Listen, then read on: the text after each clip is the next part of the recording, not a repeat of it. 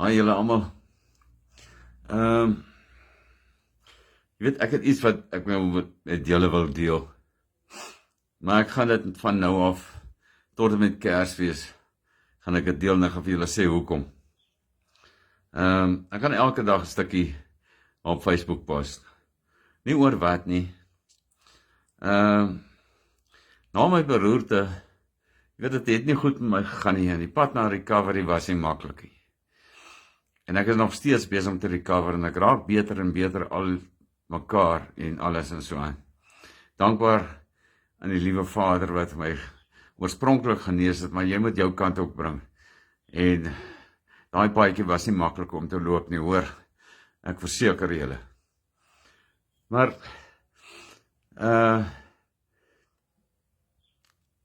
ewe skielik het 'n ding met my begin gebeur. Ek het hier stories begin vertel van my Jan Spie stories en dinge en so aan. Wat ek oor die jare gedoen het en toe hier op 'n groep en whatever. En die volgende oomblik, toe begin ek daagliks honderde mense kry wat my begin follow. En toe na die dag toe maak ek my Facebook blad oop en ek sien hier is 'n post wat ek gedoen het. En dan onderaan staan hy mos insight. En ek sien 47,000 mense het dit geview. En daar's oor die omtrent 4,000 reactions op dit gewees.